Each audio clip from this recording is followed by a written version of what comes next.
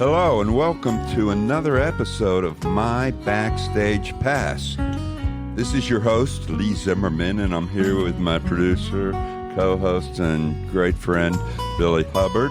And today, we're excited. I mean, not just like saying excited, but super excited to have the inimitable Steve Meyer, record executive and all-round music business. Got Part two. This is part two. This is part two because, Steve, we had a really great conversation with you recently, and it was so great that we all felt like we needed more time because there's so much more to discuss. So welcome back. I think this is the first two-part episode that we've ever had, Billy. Is that? It is, yes. Billy's not only a producer, Yeah. but the show historian. Yep, that's right. Yeah, the show historian. So anyway, Steve, how you been doing? Good. I'm very happy to hear that you guys have had good response to the first part. I'm more than happy to continue with you guys. Well, just to take a moment for those who are listening who didn't hear the first part, Steve was my boss at Capitol Records. Steve hired me, and by doing so, changed my life.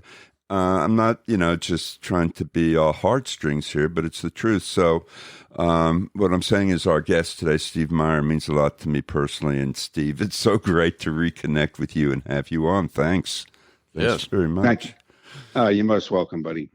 So, Steve, again, to refresh a few memories here, you were a major player in record promotion. When you hired me, you were the head of promotion for Capitol Records, based in L.A. And then, you went to MCA, correct? Or that is correct. I left Okay. Capitol in 83 to go to MCA. All right. So the bottom line is promotion is in your blood. And I think it'd be interesting for folks who may not understand the inner workings of the record biz then or now, Steve, maybe to kind of, just sort of give an overview of what our job was, why it was important to get radio records played on the radio, because that's what we did. It was life or death. So why don't you tell people what that meant in terms of the overall strategy, marketing, et cetera? Well, it was a different time, obviously, in the music industry. It was a time when, without radio, you didn't have any success. Yeah, wow. Unless you were a carryover from a previous era. I'm sure Frank Sinatra could put out an album and sell records if he didn't have a top 40 hit. Right. But right. for the majority of the recording artists from the late 50s through the 60s, 70s, 80s, you had to have radio play. Radio play was the absolute imperative factor, and without it, you didn't reach your success. Right. And it was a time when you launched. You launched all your campaigns based about every individual artist format. Remember, at one time we did have an album radio format.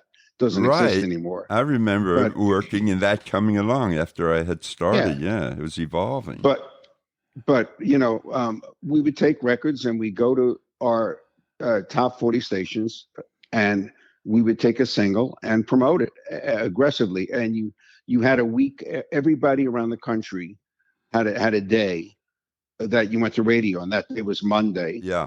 Radio station playlist all changed on Tuesday. Yeah.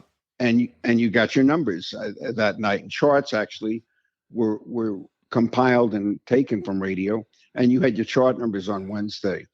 Right. But it was a time when you could literally walk into stations and talk to a music and or program director. And I loved being in Florida because there were so many great secondaries in Tallahassee and Pensacola, in Jacksonville, Tampa, Orlando, Lakeland, where you could really talk to people about music and get them excited and get them to play records.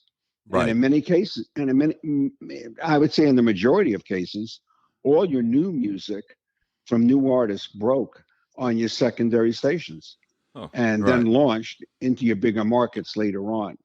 Right, right. And Was Florida unusual in that regard because you get to talk to people and had great secondaries, but I mean other markets had the same situation, right? But you are referring to Florida in particular here. yeah, well, I'm referring to the whole state. Yeah, Miami, of course, was the big market. sure. Miami was, you know, the last usually to play. You could bring a record, you could break a record in Florida, and then bring it into Miami. Uh, but they were the big stations. They were the giants. Obviously, if you worked in New York City, you didn't have the luxury of having around you any secondary stations Yeah, that could influence an ABC at that time, WABC. But right. in many of the parts of the country, Florida, Texas, Georgia, we had markets that were critical secondary markets. They were the backbone of the industry, as well as, again, the album stations, which launched the platform for your album radio. Right, right, right, right. So what you're saying is that we had I say we because I was working Florida after you went national, but we just had such an interesting sort of unique situation, but also a challenging situation because ultimately to get that home run, which was Miami, was very difficult, but maybe the lead up with these secondary markets to get the airplay there, it was kind of interesting because from what you're saying, Steve, it sounds like we could break a few records in that regard. Oh yeah, you know, absolutely, absolutely. I broke records. I think did we talk about Little River Band in the first one? yeah, because Yeah, that was huge in Florida, huge. yeah, huge. And a record that I completely forgot about that actually broke in Florida, but it really broke. And I thank very much, may he rest in peace, Jim Dunlap, who was the program director of Right. WQEM. Yeah, But legendary. he was one of the very, very first major stations in the United States to play "This Will Be" by Natalie Cole. Really? And yeah, and when I went to the Tower later on, the A&R guy, Larkin Arnold, who signed her, he gave me credit for being instrumental in breaking that record nationally. Wow. And when they had the first platinum record party for her, I was invited to that because of my participation helping to break her. Wow. So yeah, you could break records in Florida. There's no issue about it. And the other thing was, you could have. I had music and program directors that would actually ask me about what's the next track, Steve, or what's this and what's that, and I could suggest to them stuff. And it was a tremendous symbiotic relationship, and we fed off each other. One of the records that I'm most sad about is that we had a great hit with Badfinger, Yes. with No Matter What, and on that album, the No Dice album, people were asking me about what's the next single. Well, there's so many that could have been picked. I mean, but I said I don't know. I don't really know, but there's a track on the album that I want you to go listen to, and it's called "Without You." Oh yeah, and Nielsen had it. Well, I had about 6 or 7 stations upstate in Tampa, Orlando, and elsewhere playing this track, and they all called me and said it is blowing the phones out. And and then Nielsen sort of stole the thunder, Yeah, that was a huge record, and I thought the original should have been the hit, personally. Well, the original first, and I like the original better. Me too. And I called the Tower several times. I don't remember what the reason was for us not releasing it. I don't know whether Nielsen had committed prior to that, before the Badfinger album came out, that he said, I'm going to cover this song, and that was an agreement between them. I don't know what it was. Well, Nielsen was good friends with John Lennon, I think all the Beatles. So he might have heard it through the Beatles. He, later he was. I don't know. I never found out, but it really upset me because it would have been as big a hit for Badfinger as it would have been for. Oh, absolutely. Hey, and Steve, those are the kinds of things that you could do back then. Right. I was going to interject, sort of veer off. Have you seen or heard the new Badfinger tribute album? It's called A Tribute to Pete Ham, specifically Pete Ham, and there's about 30 tracks on there by different artists doing the songs. No. Yeah, I just thought I'd mention it. I'll give you the information after the show. I'll check it out. On Y&T Records, a little plug for Y&T Records. Yeah. Anyway, so. I do have a question. You guys who were experts in this. Now, you're talking about the stations in Miami. I mean, how did that compare to the L.A. stations? I always thought everything kind of came from West Coast. And well, we had really excellent top 40 stations in Florida. We had when I first went there, it was QAM and WFUN. Yeah, and 2 AM stations. That shows you how times change. And they were both, and they were both piloted by very, very strong program directors, Jimmy Dunlap and Tom Kennington, who are very nice people too, by the way. Sorry, yeah, and they had great air staffs as well, and then of course the FM stations came on, MYQ and Y100. I would say in terms of execution. And what they sounded like, they were on par with any major stations. I agree with you. In any of the major markets. Essential and in some case, top 40 stations. Everything a great top 40 should be. Those stations were announcers, music, everything. The fact that they were in Miami didn't change. I mean, obviously your local weather and news was different, but I mean the music was the music. And their on-air execution, to me, was as professional and and frankly, of course, Miami, with the exception of maybe Y100, Miami did end up playing records in some cases, and in many cases, faster than LA or New York. So, but in terms of influence, when you got a Miami stations versus when you got an LA station or a New York station, how did Miami sort of rank? Or WLS in Chicago would be another powerhouse example. Yeah, because now, I think... I'm sorry, did I steal your question? No. I was just going to say now, it seems like everybody thinks of the retirees and old people down there. And back then, and young folks out on the West Coast.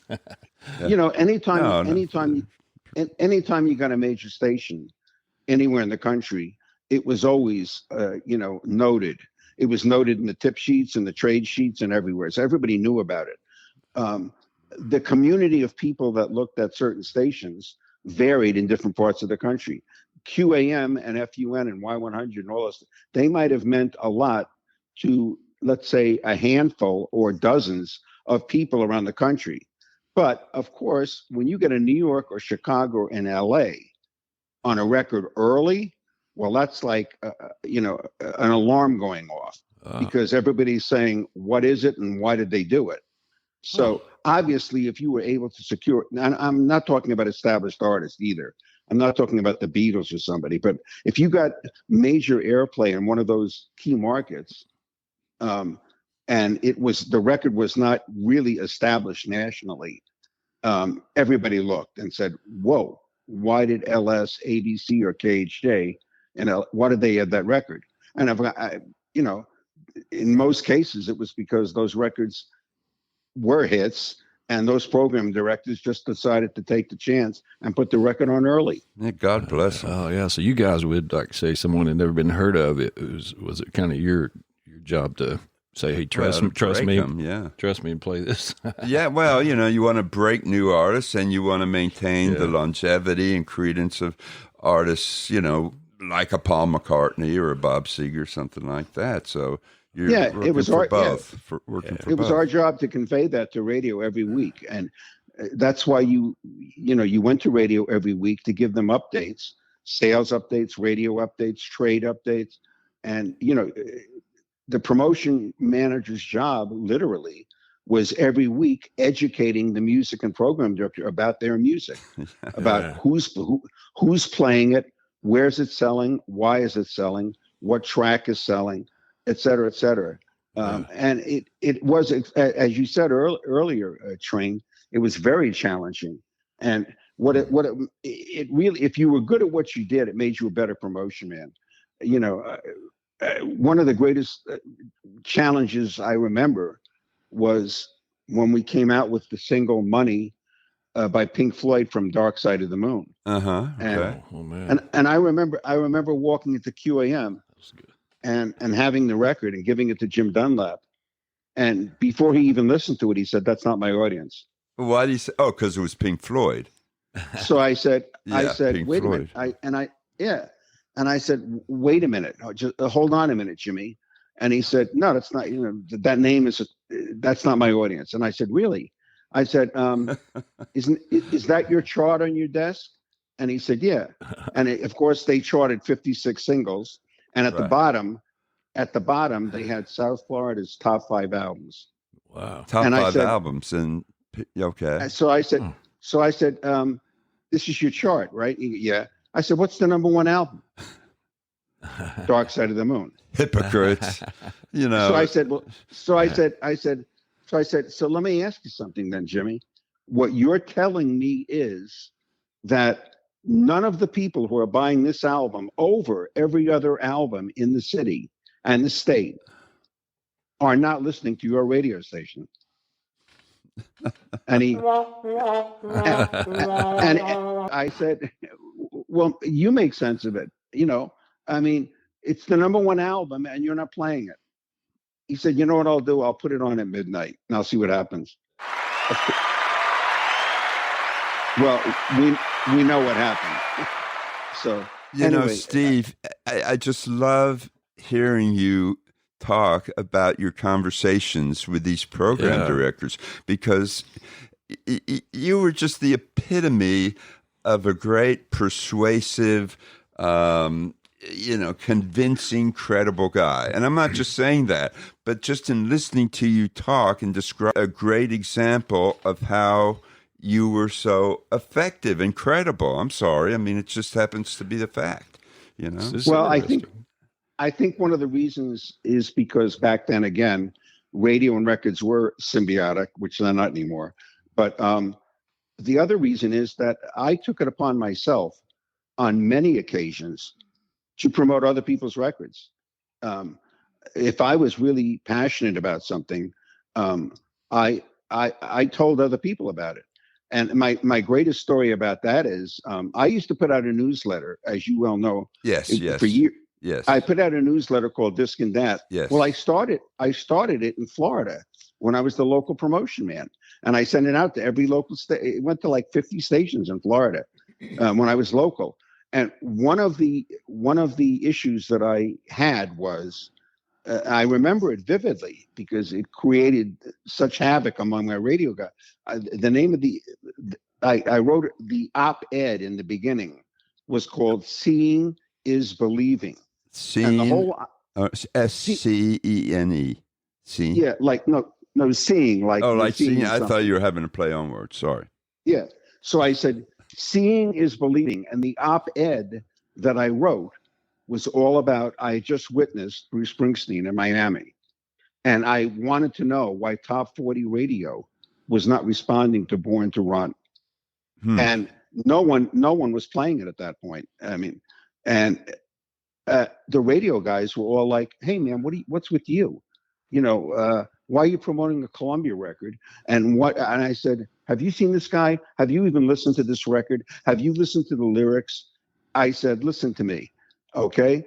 I witnessed him live, and I'm telling you, this guy is going to be huge, and he's important to rock and roll."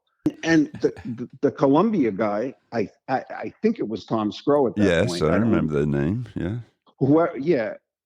Took that issue that I wrote and mailed it up to CBS, and the VP of promotion at CBS actually brought it up in a meeting and said, we look, we got a Capitol guy in Florida promoting Bruce But Springsteen. did you get any feedback from your higher ups, or did Bruce Springsteen get on the station that week and edged out one of yours? Playing I devil's didn't care advocate. at that point. You I didn't care. It was about the All music, right. Okay. I, Wow. Very there was magnanimous. Very well, magnanimous. look. You have to look at it this way: if somebody had a hit record and they were carrying it out every, I was competing against 8, 10, 12 other promotion men every week.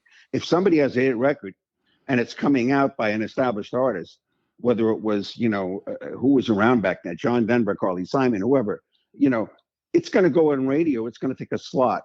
So there's nothing you can do about that. So, my opinion was back then, if there's good music, get it out of the way and get to the next one. All right. That makes sense. That's a good strategy. Yeah. So Yeah, I mean, and then I had program directors ask me about music. Jimmy Dunlop, again, another Brilliant. story, asked me one day, he said, "Can I ask you a question about a record?" And I said, "Sure." He said, "It's not your record, but I'd like to know your feedback." And I said, "What?" And he said, "Bohemian Rhapsody." Wow. And I said, "Oh, it's a phenomenal record." And he said, I don't get it. It's kind of in the middle and it changed. I said, "Well," I said, "Jimmy, you told me, you told me once, when Hey Jude came out, you said nobody will play it because it's 7 minutes." Right. But well, that's old school. I said, whether you get it or not, it's a hit, and it's an incredible record. But I mean, so if there were records like that you were excited about, you knew about, and you felt passionate about, I wasn't the only one doing that. There were other promotions that did the same thing. Right. But I also felt that by doing that and talking to the music and program directors in depth about music in general, not just mine, okay, it lent more credibility to them. Yes. About me as an individual. You look up credibility in the dictionary, and there's your picture, Steve Meyer. No. Oh, and by the way, and that also meant, I had no problem telling a radio guy when we would get our chart numbers every week. You got on the list, you'd say, "Okay, where's Paul McCartney? Where's Grand Funk? Where's this one? Where's it?" And then they'd mention a record, and I'd say, "You know what? That record's not going to come in nationally. If it's working for you on the local level and you're getting what you need from it, terrific. If you're not, don't feel bad about pulling it or dropping it." yeah. You could have been a consultant. I mean, Steve, you speak with that voice of authority. You could have been a consultant had you switched directions at some point. You really could have. A radio consultant. There's a lot of data. You guys manage a lot. I mean, of course, you're talking about the weekly report. But I'm talking about my records now. I'm not talking about other people dropping other people's records. But okay, all right, I got you. I'm just talking about my. So that was magnanimous. That word's going to come up a lot here. Magnanimous. Well, that's what lent credibility. Yes. Yeah, and that was part of building your relationships. And then your bosses were, pardon the pun, in tune with that. I mean, they liked what you were doing, and never mind if another company got mentioned. I had the blessing of working for two of the greatest individuals in the business. The first was Mr. Al Corey, who is a legend by himself. I mean, having the number 1 and 2 albums in Billboard simultaneously with Saturday Night Fever in Greece is enough for him. But he was probably first of all, number one, he completely turned the Capitol record promotion department around when he came in, and he was one of the most inspirational music people. He was a great record man, and we've lost those people. Probably the only great record man left is Clive Davis. But Al was a great record man, and he would get on a conference call and he would start talking to you about music, and he had you revved up. And his credit, he absolutely believed that when he said something, he was going to back it up. If he said to you, "This Steve Miller record, a Steve Miller record coming, and it's called The Joker, and I'm going to tell you right now even though you don't have it in your hands, it's going to be a smash. And, you got the record and, you said, okay, I'm going to go and I'm going to. Al never, ever once, ever told us to go to radio with anything less than credibility. And his credibility was what made him so good, because he also, asked of artists stuff that necessarily they weren't expecting a promotion guy to do. Al was the one that told Paul McCartney that we wanted a Band on the Run as a single, the third single from that album. And Paul said, well, I don't know, the album's already done and it's over 5 minutes. And if you want to put it out, you can't edit it. And Al said, okay, fine, we won't edit it. Well, of course he did. Right. There was that rule back at radio that you could never, I think it was before your time, but there was a rule by radio then at Top 40. If you had a record over 3 minutes and 30 seconds, it wasn't going to get programmed because they wanted to play so many records an hour. Right. But there were obviously there were exceptions, by all the major artists. But anyway, John Palladino at Capitol Records, our great engineer producer, did a magnificent edit, and we put it out. And Al promised Paul McCartney, if he gave him the record, we'd make it a hit. And of course, it was a monstrous hit, and it took the album to, I think either Band on the Run or Wings at the Speed of Sound are his two best-selling albums. Question: say you have back in those days, say you have a big artist, and you've already, say Bob Seger, and you're already loving the records, and not that Bob ever came out with a bad one, but say a big name comes out with and the record is not that great. Do they still get good radio play back then just because they already had a bunch of good records? Paul McCartney Girls' School comes to mind, right? Well, I would say this. Anytime a major artist comes out, they're more receptive to immediately listening to it. And then obviously, if it's a great record, they put it on the radio station. But every artist, has had a bump in the road. When Paul McCartney left Capitol, and he went to Columbia and put out that first album, Back to the Egg. I forget what memorable. Or as we used to joke about it, we used to call it Back to the Warehouse. But that's a good one. But I forget the single from that album. It might have been Arrow Through Me or something, but it didn't perform well, and it wasn't one of the McCartney icon hits.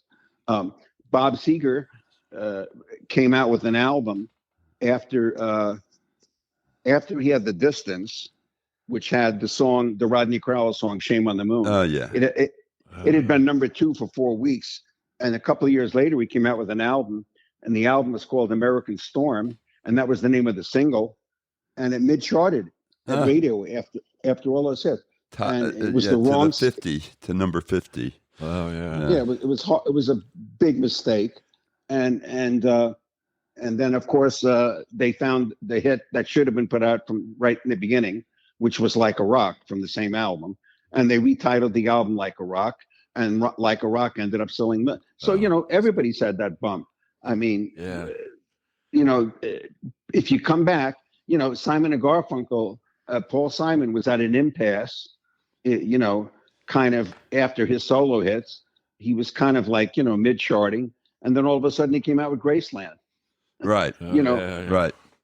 I just Now, I will say this, that after a certain point in an artist's career, no matter who the artist is, I don't care whether it's Paul McCartney or Bob Dylan and any great singer-songwriter, at a certain point in time in their career, they all, as Bruce Wendell used to say to my boss, at a certain point in time, the pen runs out of ink.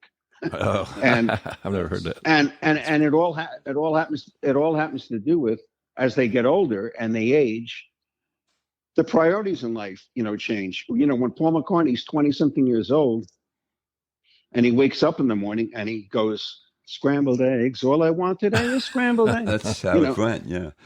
Yeah, and that becomes yesterday. Well, Yeah. when you're 40 to 50 and you've got $1 billion in the bank, you might not be waking up singing. Maybe that's why I'm still And, singing.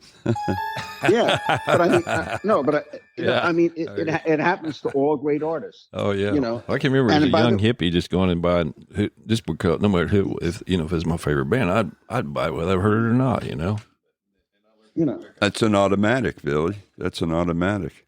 yeah, that's a part of the industry, and it happens to everybody. But every artist can bounce back. You know, today it's different because the top 40 radio doesn't exist the way it did back then. Oh, Yeah. So, Steve, give us a before and now kind of scenario. We know what it's like back in the day, and what promotion was all about, and how effective, promotion guys were, and how it led to big hits. But what's the trajectory now? It sounds like radio doesn't really have a part in all of it, and so what makes hits now if it's not radio? Oh yeah, and also I was curious. I suppose you guys, because you kind of were in this Zone. at the same time. Were you all in this as you saw it? Could you see it coming? I mean, I remember the Napster. The first thing I ever heard streaming was Napster, and I had this little. Of course. Thing. But I mean, did you guys? Did you guys see it dying, or did you go get in? Were you still into it? But at that time, The record industry was blind to the internet, and one of the greatest failures in the industry was that they ignored what was happening online. And I remember I was turned on to Napster by my son at that time, back in '95 or whenever it was. And he told me to, go there and take a look at it. And I went, oh my God, look at this. I said, what do all these numbers mean? It's like, I'm looking at a Tom Petty song and it says next to it, 10,000, 5,000. He said, those are all the people downloading the song. oh, I know. Oh, geez. I remember. And so actually, because of what the internet did with those what they call peer-to-peer sites, I started my newsletter because of that, because I wanted to communicate to the industry and to the industry leaders a few years later about how they should be taking advantage of this, because it's the greatest distribution system in the world. You just put your music up there and let people download it. But what if you sell it to them? Which, of course, Steve Jobs ended up doing. But, nobody in the industry wanted to do it. They all wanted the RIAA just went around suing people and getting rid of sites, Right. as if they thought that was going to solve everything. Yeah. It solved nothing. Putting out fires. It didn't do anything. Because let me ask you something. Number one, if I buy a CD and I put it into my computer and I put it on my computer, I can send files to anybody I want. That's number one. Number two, there were what they call dark nets that existed all over the country, and people were sharing music. All right. And number three, there were networks all over the country in every college dormitory where they were sharing music. So the record industry ignored the opportunity of what the internet was, and the greatest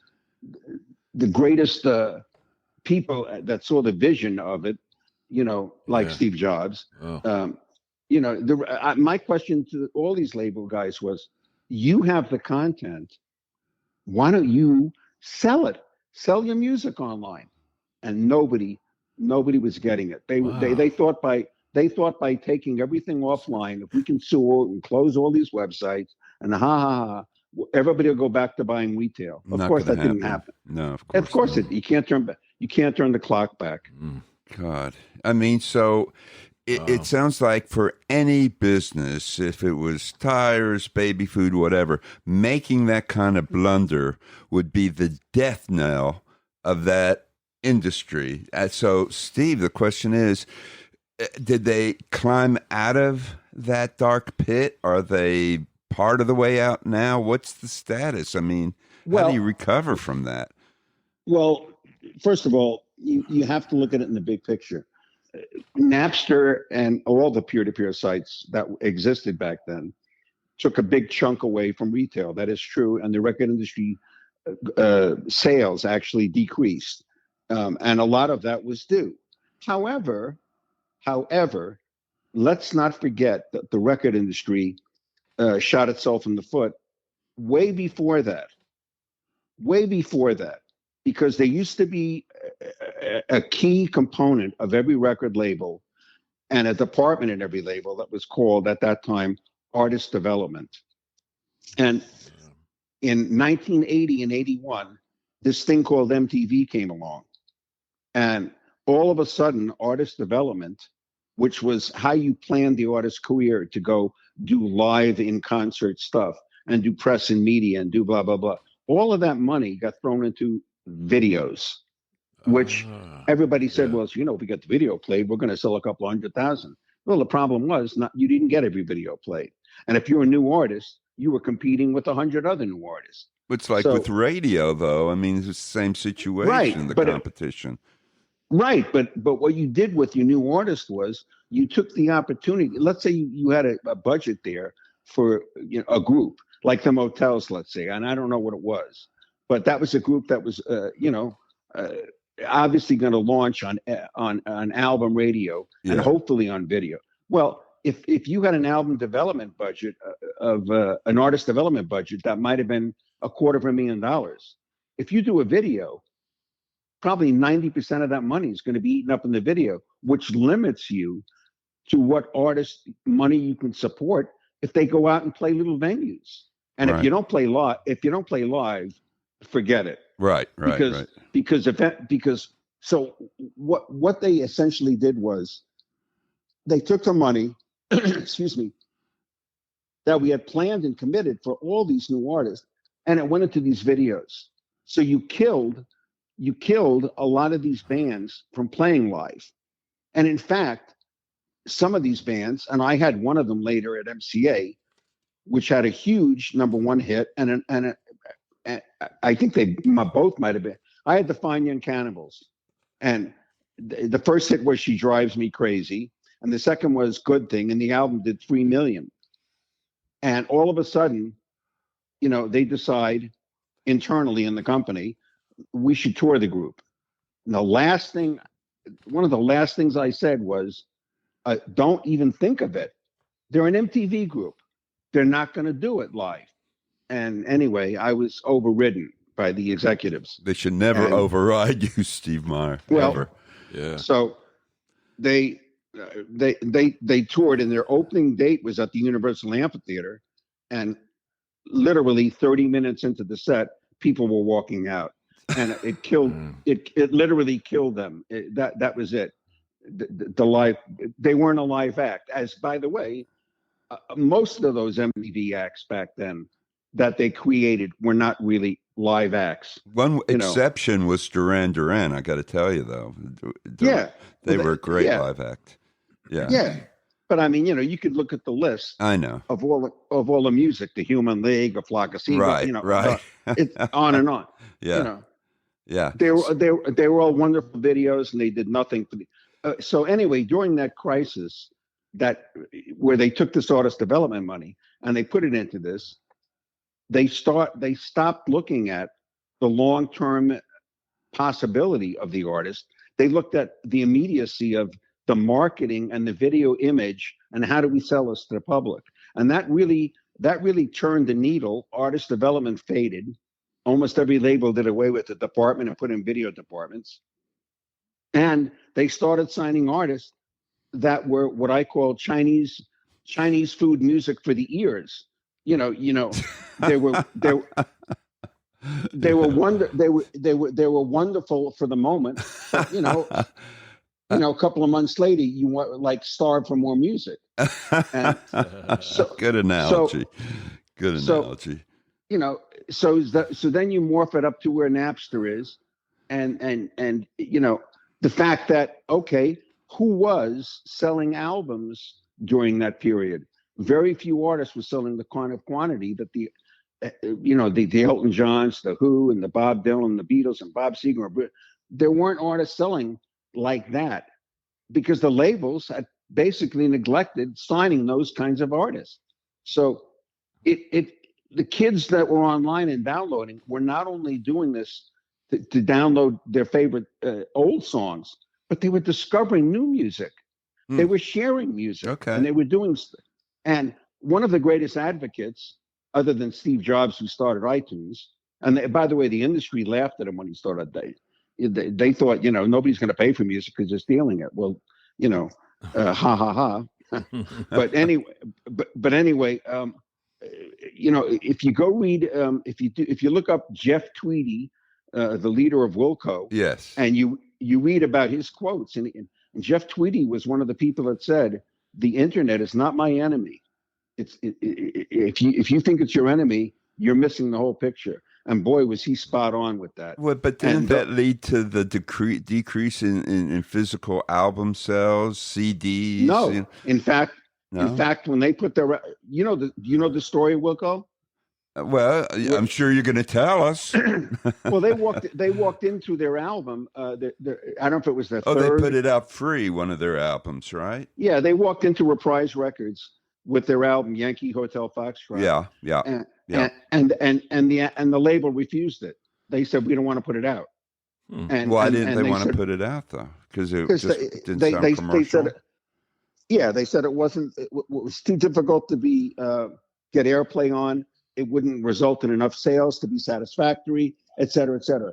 Well, Jeff Tweedy said, fine, give us the album back. So he took the album, he put it online, and they ended up getting over 400,000 to 500,000 downloads. And by the way, he also thought at that time, which ended up being what's happening today, look, if I don't have a record out, I can't tour. So Wilco was making the bulk of their money touring in these smaller mid-sized venues. So how smart of him was that? I'm going to give you my music, and then what I'll do is I'll not only hit my fan base, but maybe I'll pick up some new fans. And of course, the album ended up being picked up again. Electro Records, part of the same Warner Group, comes and says, we'll put it out. And it ends up going gold. But hadn't a lot of people downloaded it? I mean, didn't that cut into sales at that point? Well, it was free? I guess it still went gold after he did the download. Wow. So Impressive. I don't know, but after that, he put up every album, not to download, but he started streaming every album before it went to retail, and they become, of course, one of the biggest Americana, whatever you call it, music. Yeah. Wilco's huge, and Jeff Tweedy's one of the greatest artists, and he is an absolute internet advocate. I mean, yes. If you go back and pull up stuff on him, you'll see dozens of quotes where he just talks about how without it he couldn't have survived. Well, Billy has a question about. Oh, yeah. Well, in my case, I was guilty of, at the time, downloading some free stuff, and then I got worried. I thought, wait a minute, this can't be legal. How can I be doing this with Napster? That is, and then, like you said, Steve Jobs' genius was to integrate it into your Apple Music, and I prefer to buy what albums I like instead of just doing the streaming thing. Whatever you pay every month for that, but to make it compatible with my phone because I like it on and that's what Steve Jobs. And you sound like you were ahead of your time, but nobody was paying attention. Yeah. Listening. Well, it wasn't a matter of being ahead of my time. I watched my son's habits, and I remember when he came to visit me, he dumped his luggage on one of the beds, and out came about 15 CDs. Yay!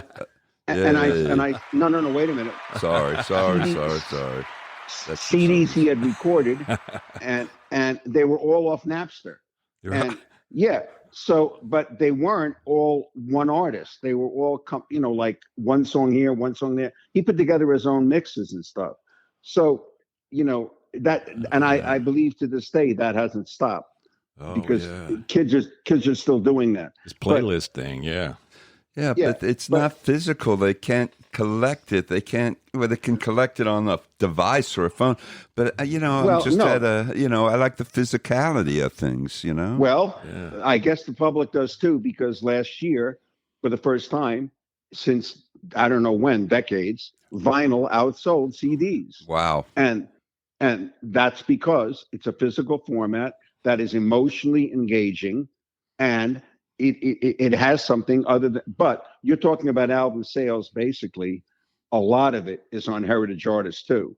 But however, Okay, great. Yeah. vinyl outsold CDs. And Does that mean the death knell for CDs? Or CDs doomed to extinction at this point? Well, I don't really know. There's always going to be people. The digital versus analog argument is it goes in perpetuity. But what's not going to help CDs is that the fact that they're we discussed already, they're not in cars anymore. And it's a forced obsolescence. I'm sorry, I'm pretty adamant. Not in computers. Yeah. They doomed it. The industry doomed the format on purpose. Yeah. And if it was up to the industry, they'd still be selling cassettes. And some are. Cassettes are mildly making a comeback with some of these younger bands. Cassettes. Yeah. So part of the emotional engagement with artists today is the fact, unless you're a major artist like Taylor Swift, who's all over the place on the internet, but the engagement, like if you're a new artist today and you're screaming your music, which you have to do, I understand that, and you have to do the video and you have to do all that. But when you don't have that album or the CD where you can pick it up and you can read the liner notes or the lyrics and read stories about the artist or what inspired a song or whatever, it has to be engaging.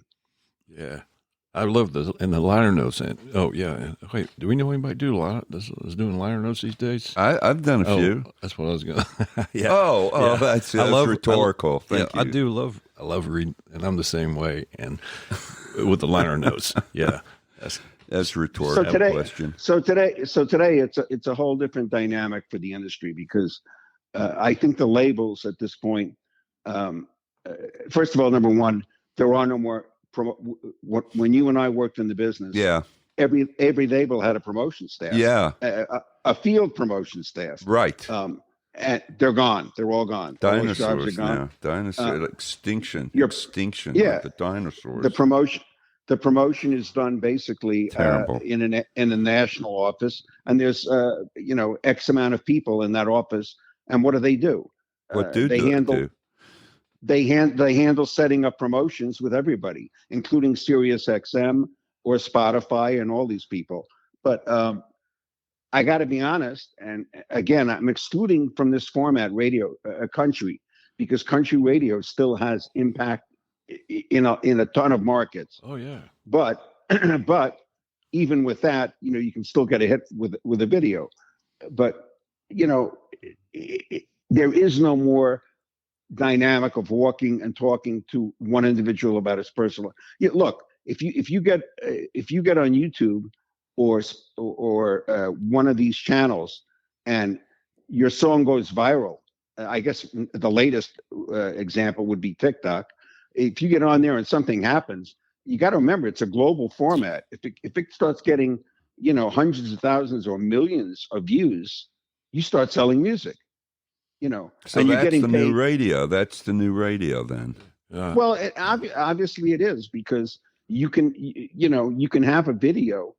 And right now what's happening is you've got the number one country single, a song, Jason Aldean. Yes, got to hear about this. Yeah. Yeah. It's being banned by CMT. Why? Why? And it's being banned by a lot of country radio. Well, tell us why. Why is it being banned? Well, it has to do with the lyrics. Got upset. The lyric content of the song, which they're saying is anti-American or something, and I don't agree with any of it. The name of the record is "Try That in a Small Town," and the video is basically saying all the stuff that's going on, the problems in the country. There's a video that's already been viewed over 1 million times. And, the video is got scenes of violence and stuff going on in a lot of these big cities. Yes. And what he's basically saying is, try that in a small town. Try what in a And small town? Like try doing that in a small town. like a crime situation? Try cursing at the police and try Oh, doing this. oh, In okay, other all words, right, okay, yeah, all right, uh, okay. it's a whole big thing. But obviously, it hasn't stopped the public from reacting. And the who's the other artist that just did this? He had two number one records, and neither one of them was. I forget the guy's name. He's huge in country. Well, there's so many, as you They said. they banned his record too for a minute. Now, what was that record about? Do you Could have remember? been I don't remember. Kid Rock or somebody like that. What? Huh? Kid Rock gets banned every now and then. I don't know if Kid it was, Rock? I don't know if it was him. No. Oh. Kid Rock obviously doesn't need airplay at this point. No. Yeah, but anyway, so, but this sounds so like 1955 and the birth of rock and roll, where radio is finding records offensive like they did with Chuck Berry or Little Richard or something. We really haven't changed much, have we? Or have we? I don't know. Well, first of all, number one, I don't want to be, I don't want to bring anybody down here, or You're being delicate. Okay. but look, I'm going to be brutally honest. There's no future for terrestrial radio. I don't care what anybody tells you. I don't care what anybody. They'll exist in some way in local markets. But when the stock of a major corporate radio chain is selling for pennies on the dollar, the handwriting's on the wall. Nobody with smart money anywhere in the United States is investing in terrestrial radio or buying it. Well, what about public radio? Like here in Knoxville, where we're based, WDVX is a brilliant Americana, not-for-profit radio station that solicits sponsorships. You don't advertise, but you sponsor, and it breaks artists, and artists love it, and there's a whole community around it. Yeah, but they have the benefit of also getting federal funding, so they've got some money that they can operate on even before they get sponsorship, just like PBS does. So that's a whole different. But terrestrial radio today, commercial. When somebody comes out with a record right now, I don't care who it is, Taylor Swift or anybody. Okay, do you think any of the kids or the people that are listening to her are waiting for turn on the radio? They just go online and find it in 2 seconds. Oh my God, it's a different world. As Brian Wilson once said, I just wasn't made for these times. Steve, you know that. There you go. Yeah. There you go. But I mean, seriously, all you have to do, in my neighborhood, I've got a handful of teenagers that are on the street, and I talk to them all the time. None of them, they don't have any, when I say, do you listen to the radio? They go, oh, you mean Spotify? And I go, no, do you listen to the local station? Oh my God. Oh my God. And then if you say to them, like the local stations, they'll go, ew, commercials. So okay. I gotta say though, I thought that was the DJ saying that. Ew, commercial. One thing about Spotify though is that in today's world, I know most artists like myself, when we spend all this money on a record and we spend lots of money getting it mixed and mastered, it's frustrating because it doesn't sound like the old records. In Spotify, I don't know if they've improved, but they're probably one of the worst as far as fidelity.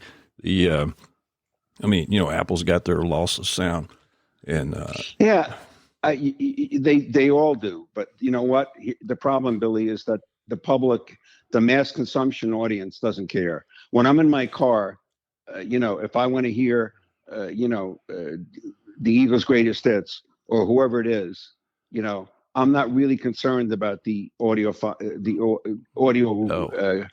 output as much as I am if I'm in my home and it's different. So the mass consumption of music's a commodity now, and the public just, I'm glad that people are buying turntables and systems again, because that is better. That's better sound quality. But, it's not going to change. It's not going to all of a sudden go back to where it and getting back to the sale of physical product. In today's marketplace, and I'm sure you guys are more than grossly aware of this, the money isn't in record sales anymore. The money's in publishing and licensing and merchandising. So Right. sad, That's where all the and money that's why people aren't putting out CDs. But thank goodness that Billy is, because because it's a sad thing to me that people aren't putting out physical product. Now, I'm a CD guy. I appreciate vinyl, I do have plenty of CDs, and I'm hoping to release a Well, vinyl just because I love it. But I think it's a matter of ubiquity. If you're a new artist, you have to put out everything: the CD, the vinyl, whatever. Right. You have to do that because you want to be cassette. everywhere you can be. But what I'm saying is, You're for the right. artist individually to make the money, they've got to do it from live performances, licensing, and merchandising. Because if you, as I think I mentioned in the first part, if you have a following and you build that following in your region, locally, and then it goes regionally, and blah blah blah, and you start selling out venues, 500 to 1,000, 1,000 to 1,500, you start making money, and then you sell your product at these venues as well. But the money is going to come from the touring, hopefully, eventually, some merchandising and licensing. Well, That's Steve, where you. I'm That's sorry. where you make the big bucks. yeah, But- I'm sorry, Billy. and the publishing too is, in my case, for example, publishing, like you mentioned publishing, and that's where in like the deal that I'm about to sign that we got finalized is I was able to keep my publishing, Nice. and it's not a 360 deal, but worked out it's basically like a licensing deal. So the record label, which is the largest in the country, the one I'm signing with, Spectre. But anyway, I gotta say, I never really was schooled about publishing until with all my years, when Juice Newton hit #1 with Angel of the Morning, the in-house producer Richard Landis came down to my office, and he said, "Hey, there's a bottle of Dom out here for you." And I went, "What?" Wow. And there was a Perignon. bottle of Dom Perignon delivered, and it said, "Thank you so much for Angel of the Morning," and it was signed Chip Taylor. He's the guy that wrote it. Yes, Yeah. yes, amazing. He also wrote Wild Thing. Yeah, I had I spent an evening with anyway- him once in New York. It's pretty amazing. But anyway, Anyway, so I said, "Oh, isn't this nice?" And Richard said to me, "Nice?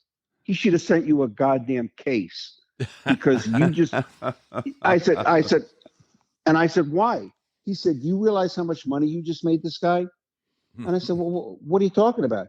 He said, "Steve, the single's gold, the album's platinum, and it's going to go now in every country around the world."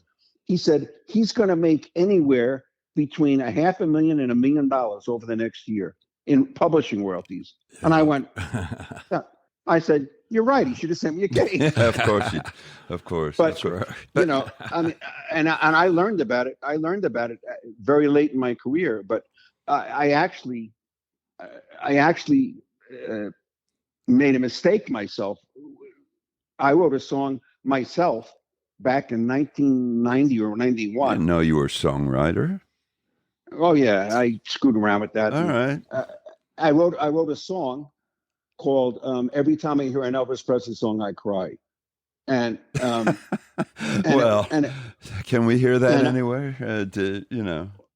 Well, and it mentioned there was in every verse of the song, it referred to a title of an Elvis song, Right. and the hook was, "Every time I hear an Elvis Presley song, I cry. When I think about how our love went bad, it makes me want to die."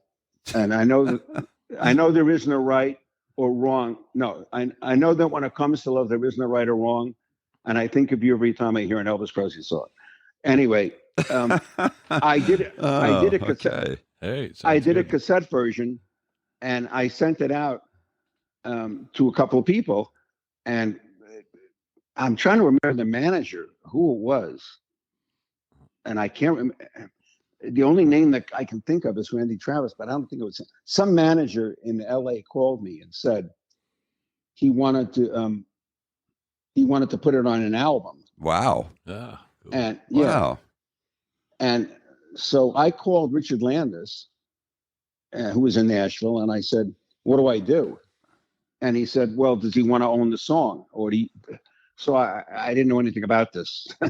So I went back and forth and back and forth. Well, the guy did want to own the song. He didn't want to pay me. Oh, He wanted to buy the Oh, basic. well, of course. So I didn't Okay. do it. I did. All right. I never went. I never went ahead with the deal. But anyway, obviously, the greatest thing about having publishing, if you're an artist that has it, imagine the royalty checks for the artist that they would get every. I don't know how often they get a check from ASCAP or BMI, but once or twice a year, whatever it is. You know, if you're an artist like, you know, Paul McCartney, Neil Diamond, Bob Dylan, whatever, imagine what your royalty check is. Oh, yeah. Every, Yeah. you know, and by the way, from songs you've written 30, 40, 50 years Sure, ago. of course, of course. Now, Steve, I have a question. We are talking about the components that go into, you know, getting a record out there and making it a success. How does TV, okay, MTV is a thing of the past, but when you get on Saturday Night Live or Jimmy Kimmel, how does that factor into the potential success of a record when that happens? Well, first of all, you don't get on any one of those shows. Well, you don't get on Saturday Night Live unless you basically have a certain level of success. I see people on there. I have no idea who they are. Literally, Neither 4 are- out of 5 neither times. are, but Who they- are these but people? They have, if you look, then if you go down and you look on the alternative chart or whatever, you'll see that they have some charts that say the success might not be a platinum level thing, but they've got exposure at a certain format. It doesn't, the impact of breaking, you're not going to see a brand new group with no record deal on Kimmel, Fallon, or I Colbert. swear I don't know who these people are, and I'm pretty well No, versed. I don't either. You But know? if you look, what I do is when I see their name, I go online and I look, and I'll see that they're huge. okay. All right. They're not huge, but All right. but here's the other thing. TV has the greatest advantage. It used to. Look, what did TV do 20 something years ago, 25 years? Well, American Idol was radio. American Idol, when it first came on the air, launched the careers of Carrie Underwood, Kelly Clarkson, you know, Right. and Yeah. and sold Yeah. millions and millions of records for people. America's you know. Greatest Talent, or whatever the shows are. Those. Yeah, but now, Segue from that audience is gone, and you know, name an artist that's been established on The Voice or the second retreading of American Idol. One of them became the lead singer of Queen. I don't know which show that was. I don't follow him, but One of them. Who? the lead singer of Queen these days is from Adam Lambert. Yeah, Adam Lambert was big on one of those shows. Yeah, he came out of the original American Idol. Okay, but that's not around anymore. That's not what. Yeah, No, it's around, but it's a new show now. Right. With Katy Perry. Yeah, Right. and they haven't broken an act, and neither The Voice has been on how long now? 15 years or whatever. They had haven't some broken guy. it. What was the guy? The big singer, Adam Stoddard, and he had a big soul hit, R&B hit. You know what I mean? No. All right. Shoot, Dead air. I have a lot of friends that were on those shows, and they, Sorry, it, Phil. you know, and even though they're talented, they seem to. I'm talking in the later on TV. You know, they seem to have flamed out pretty quick. I mean, even though they all have like, I know I have some friends that have 500,000 or 1 million followers, and those followers, they just, you know, like on social media, and they don't seem. It just seems like it's not what it used to be. I don't know what's going on with that, but. Well, being having followers, it might not convey, but Yeah. if you're getting 500,000 video views, okay, then you start going to the level of your success in whatever format you're in. You know, goes to that should be conveying immediately to if you're playing venues. Yeah. Because venues are looking to book people, whether it's 500 seats, 1,000, 1,500. So when you start getting those kind of views, at that point, it falls upon you as an artist to go out there and make sure you're playing locally and regionally, so you can expose yourself. And more importantly, you can carry with you your physical product and sell it. Right. Oh, yeah, yeah. Well, something that this is like backtracking a little bit because I didn't squeeze this in earlier when we were in the subject. But like in the days of the 70s, like today we have so much data we can access instantly with the internet. And you talked about the charting stuff. So you guys got something once a week, you said. So how did you get that? Just got it in the mail, or when you guys had your data that you would receive for We records? got it in the mail. We got stat sheets on paper, page after page, with the chart listings and reports from the tip sheets. Well, we had our chart numbers updated every week at Wednesday, and they were disseminated to everybody instantly. And then at the end of the week, we all compiled, like Train just said, our chart numbers. So I could walk into a radio station, and I had every reporting station in the country on that one sheet by region. So and many times I would walk into a station. Nobody was more inquisitive about this than Jimmy Dunlap. I remember walking into that station, and on many occasions, he would pick a call letter and say, "How's it doing at Kim in Denver?" And I'd have to look down the sheet, and I'd look, and after a while, what I did was I started writing the key chart moves at key stations actually on the sleeve of the single. But we were updated not only weekly on all the information, but if, as you mentioned earlier about a major state, if any key stations added records, immediately the national office would tell us. If a record was breaking out of a key station, and it exploded in phones overnight, we all knew about it, and we had conference calls, and we had conference calls back then every week, which were led by the head of promotion, and all the local people could chime in. So you could be on a conference call, and the guy in Atlanta could be saying, "Hey, man, I'm here in Atlanta, and Quixie's playing this record, and it's blowing out. Right. And that could be valuable to the people that looked at that station." What about phone people phoning in? You mentioned something about, so when people would phone into a station back then, you would still that would carry a lot of weight too. Back then it was absolutely. It was not only carrying a lot of weight, but a lot of stations that didn't have, in smaller markets, the retail base that some of the other secondaries did. They relied heavily on their phones.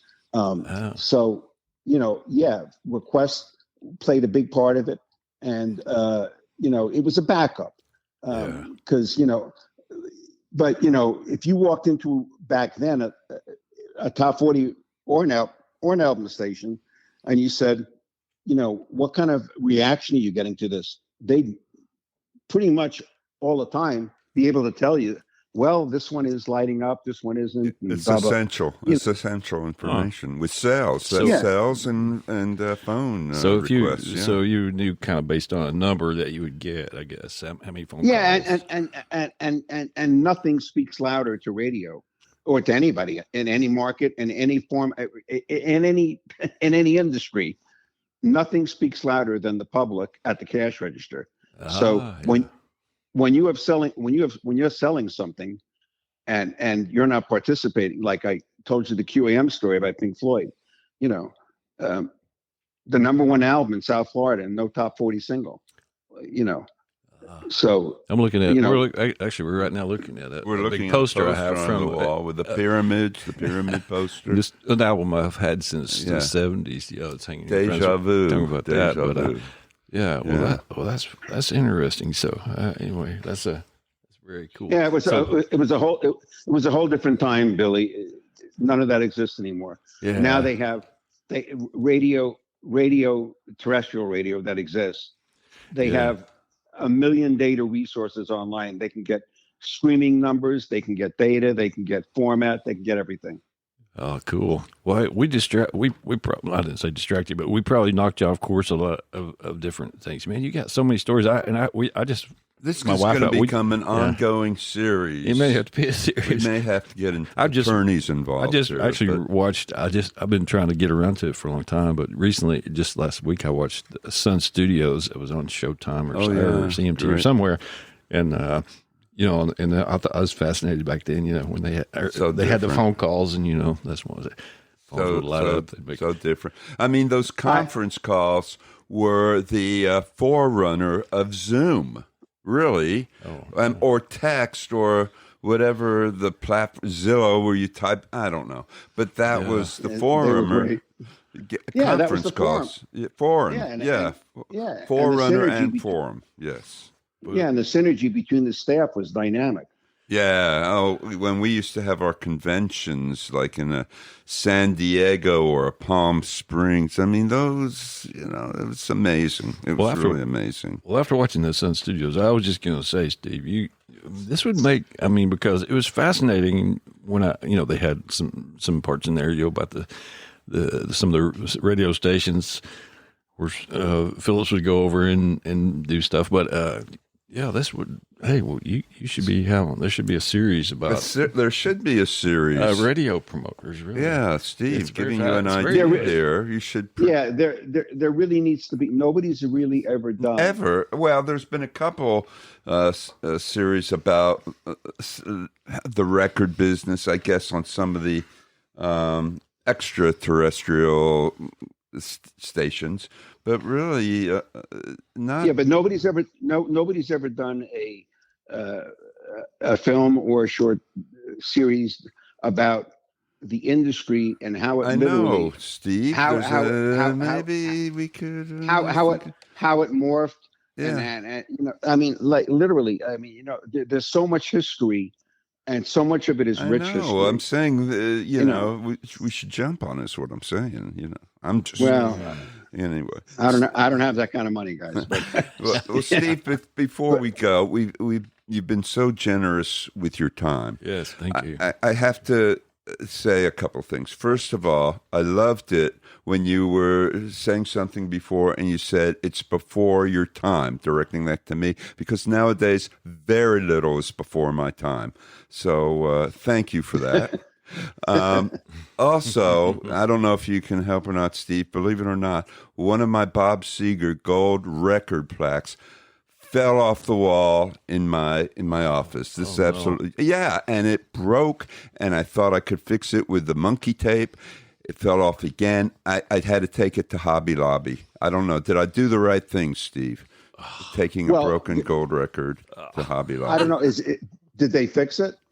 I just took it in yesterday. It's going to be like the beginning of August. But she showed me the frame.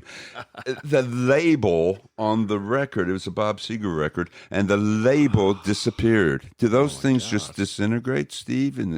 I don't know, but you have two options here that you can do. Number one is I exercised by taking it to Hobby Lobby, but anyway. No, there's actually you can go on the RIAA site. And they have a form that you can fill out to replace a gold record. To replace it, really? How much does it cost? Yeah.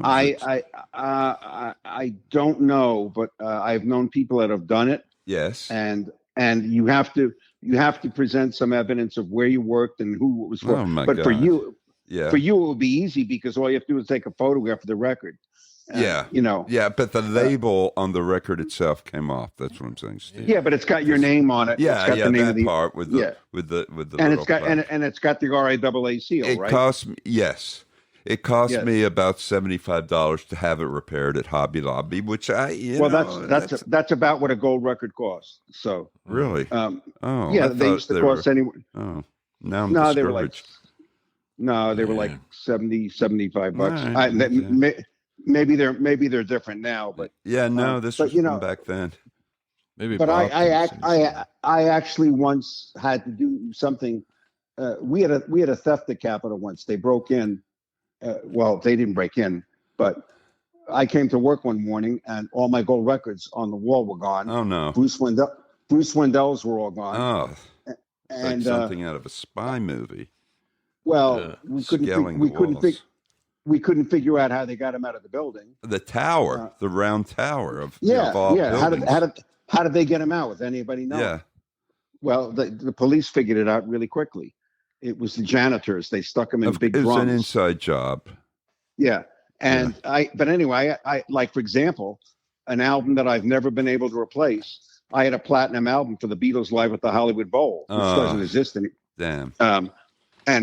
And I had a lot of stuff on my wall. I'm sure. Some of them Capitol replaced, but as late as 5 or 6 years ago, I said, I wonder if I can ever get a live, Hollywood Bowl replacement, because the album doesn't exist. Yeah, and that's a shame. I went in the but I didn't fill out the form. I said I've got 3 other Beatle Gold records, so I'm not going to bother. But there's a place on the RIAA.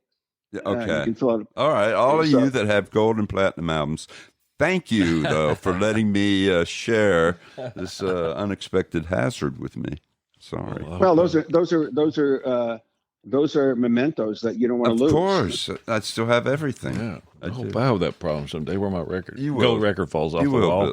No, well, I'm sorry. That sounds very elitist. Hey, before we leave, though, I do have to elitist. ask Steve this, because I've never asked Lee, my good friend Lee, this. But hey, Steve, why is he called Train? What's his nickname? Train mean? Steve, do you know? I think people I just accepted it. It was a nickname. Oh, I just heard him call you Train. Yeah, no, that's what my people call. That was my nickname, Train. No, but does it have some deep meaning? I always knew you that way. I know it was my name. God, we're at the end of our time here, but to make a very long story short, I went to a very small school in the Virgin Islands. We were expected. It went from like kindergarten through senior year of high school. It's very diverse. So everybody in 6th grade up through 12th grade was expected to. All the guys were expected to play on the sports teams. So I played football, and we had 6-man teams. Supposedly, I went through the line at one of our own practices, and they said, that guy Zimmerman is like a train. Really?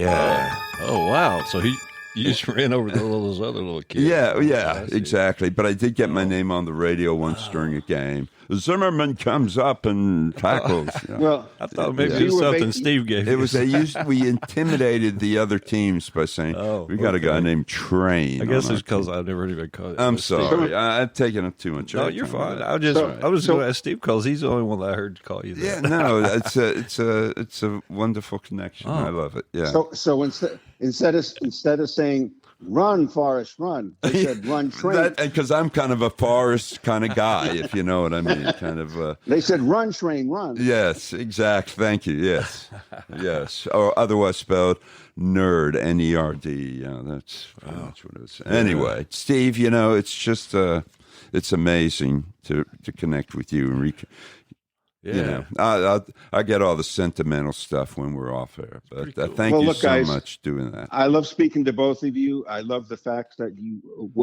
were recording not just personal stuff, but there's so much history. Yes, and what's important for people to know, and this is what people always say to me. They want to know those questions you were asking, Billy, all about the past. That's what people want to know, because they really and truly have the passion for the music, and they don't know what changed between now and then, and you tell people stories about it, and they're fascinated about it. Well, as Steve, you just said, Billy, those questions you asked. What about my questions, Steve? Didn't I have any hooks in there? Let's don't distract you. Yeah. Maybe.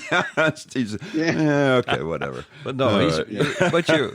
I mean, I'm a little bit younger than you guys. I mean, I don't know about Steve. I don't see his picture here, but I'm just saying I'm pretty sure I'm younger a little bit. But it is kind of because when you look out there, when you look around, there's nothing out there that really tells you all this stuff. I mean, Steve should be a tenured professor at the highest broadcasting school in the country. You should, Steve. It really does need to be a tenured genius professor.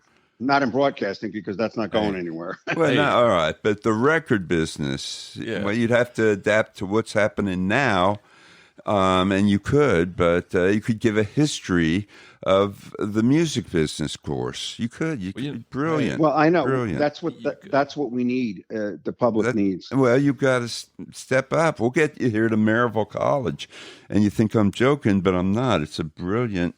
That's where my daughter graduated. Yeah, one of my 200-year-old school. Yeah. We should get you here to teach, but you don't want to leave Vegas, so I understand that. Well, all I'm saying is that